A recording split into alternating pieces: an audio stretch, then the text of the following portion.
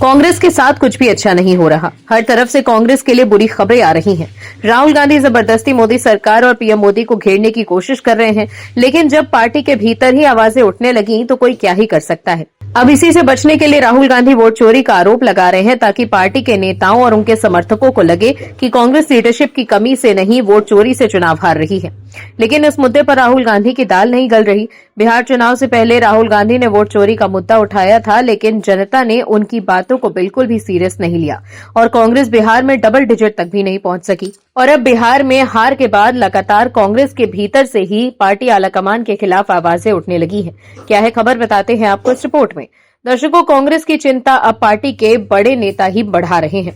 कांग्रेस के नेता राहुल गांधी से संसद के मौजूदा सत्र में अपने सांसदों की एक बैठक रखी थी।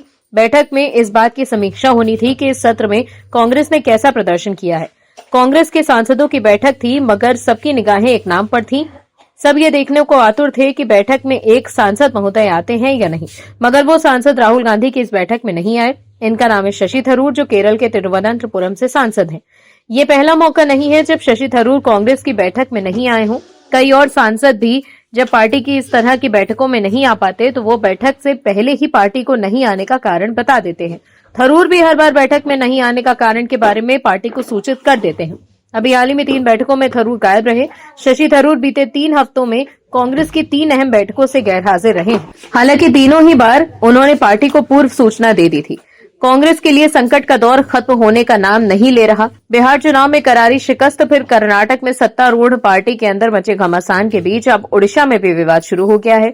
वहां पर भी पार्टी के अंदर असंतोष दिख रहा है। वहां पर भी राज्य के वरिष्ठ कांग्रेस नेता ने सोनिया गांधी को पत्र लिखकर पार्टी के प्रदेश अध्यक्ष के नेतृत्व पर सवाल उठाए। उन्होंने दावा किया कि पार्टी कार्यकर्ता भाई भतीजावाद और अंदरूनी लॉबिंग की वजह से निराश हैं।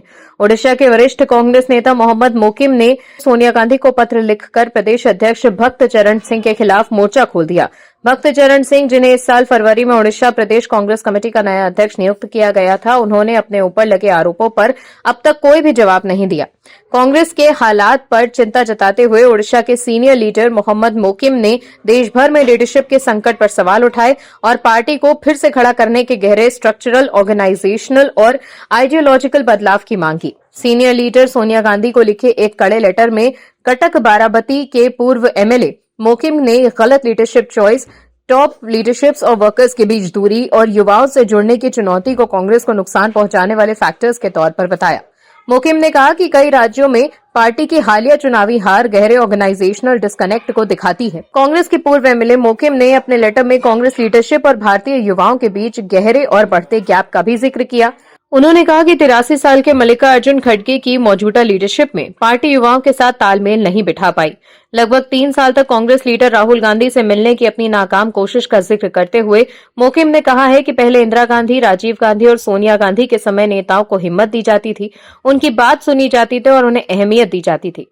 वहीं मोकिम ने फिर सुझाव दिया कि कांग्रेस लीडर और वायनाड से एमपी प्रियंका गांधी वाड्रा को सेंट्रल दिखाने वाली और एक्टिव लीडरशिप रोल निभाने चाहिए और सचिन पायलट, डीके शिव कुमार, रेवंत रेड्डी और शशि थरूर के लिए को लीडरशिप रोल की वकालत की और कहा कि युवाओं को इंस्पायर करने और मोबिलाइज करने के लिए उनके पास जरूरी क्रेडिबिलिटी, साथ ही एनर्जी और कनेक्शन है।